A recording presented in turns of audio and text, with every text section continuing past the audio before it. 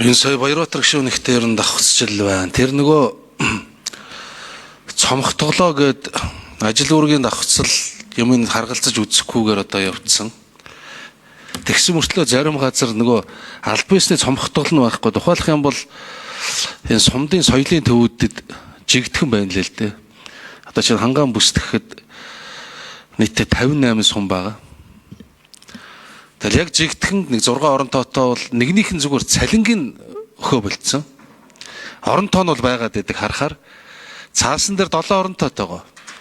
Цалингийн боталж ихэхдээ нэг 6-аг явуулаад ингээд тэгээ бөөн асуудал үүсчихсэн. За одоо хинийгээ хасах уу? За азуулж нэг хүн амтнд тэтгэврт гарч байгаа бол тэрийг нэг нэмж авахгүй аргалаад тэгээ одоо бүжгийн багшаа явуулах уу, хөгжмийн багшаа явуулах уу, техникчээ явуулах уу, үйлчлэгчээ явуулах уу гэж өөрхий ингээл зовлонтой л байлээ л дээ. Тэгэхээр хэлэх гээд байгаа гол санаа бол энэ ажил чиг үүргийнхээ давхцлыг хараад тэгээ цомхтгох шиг цомхтоод цаасан дээр тэр орон тоонд байгаа юм байлээ л дээ. Цаасан дээр. Тэгэнгүүтээ цалин байхгүй болцсон. Тэгээ одоо энэ чиг цомхтгол гэж нэрлэх юм уу гэдэг нэг ийм асуулт байгаа. Үнэхээр тэгэхээр асуулт бол ерөн цаашдаа манай энх 2 сайдын одоо жишээ нь хамт тусан засгийн үед хүнсэнтэй аж ахуйн сайдаар ажиллаж явж явуулсан бодлогын үр дүн жишээ нь энэ жил ноолуур их аятайхан байна шүү дээ. Үн дахиад цаашаа нэмэгдэх болов уу гэж найдаж байна. Тэгээ Монгол улс яг энэ салбарт зөв бодлого явуулснаас л үр дүн байх.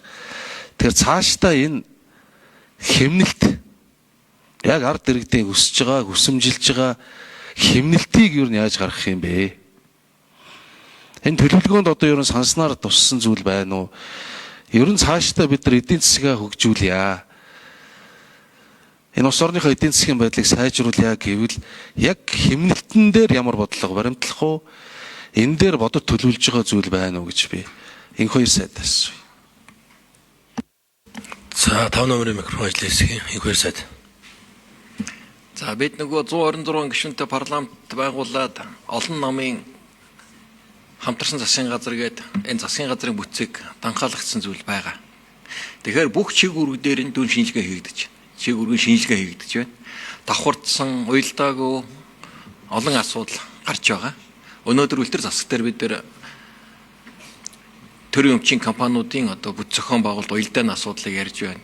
Бүх төрлийн агентлагуудыг бас ингээ ярьлаа. Тэгэхээр арга хэмжээнд аваад эхэлж байгаа намрын төсөв дээр энэ асуудал цоошноор орж ирнэ. Ялангуяа эдийн засгт төрийн оролцоог бууруулах, төрийн өмчийн компаниудын бүтэц зохион байгуулалт менежментийг сайжруулах, хөрөнгөний удирдлагыг сайжруулах, тэр ховчлын бодлого гэдээ орж ирнэ. Төрийн албанд бол нэлээд одоо чиг үүргийн давхардлуудыг арилгасан, зэгцэлсэн ийм өнөөдрийн хурлаар ихэд бүх яамдуудад сая үүрэг өгдөл гарлаа. Бүх бүтцийн юмнууд давхарсан чиг үүргүүд, чиг үүргийн доторх хувь хэмжээг бүгдийг яг нэгдсэн бодлогоор зэгцэл гэдэг үүрэг өгдөө явж байна. Тэр 9% нөгөө тайралт бол бодлогын алдаа болсон гэдгийг ерөнхий сайд хүлээн зөвшөөрсөн. Орон нутгийнхтай нэг боловсронгуй болгох, зэгслэх ийм ажлуудыг өгөө явж байгаа. Зарим салбарт нэмэгс хэрэгтэй салбар байна. Зарим салбарт бүр татан буулгаад бүр төрийн одоо бус байгууллагт, иргэний нийгэм байгууллагт шилжүүлэх чиг үүргүүд ч байна. Зарим бүр хэрэгжүүлэх, төр хэрэгжүүлэх шаардлагагүй чиг үүргүүд ч бүр татан буулгачмаар чиг үүргүүд байна. Энэ болгоныг бид нар ингээд зэгслээд энэ засгийн газар яг энэ дээрс л хэмнэлтүүд хийгдэж байгаа. Засаг байгуулагдсан өдрөөс л хэмнэлтийн горонд ажиллаж байгаа.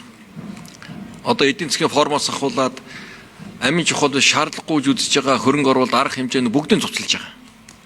Гадаад дотоод томилтоос ахуулаад арга хэмжээнүүд.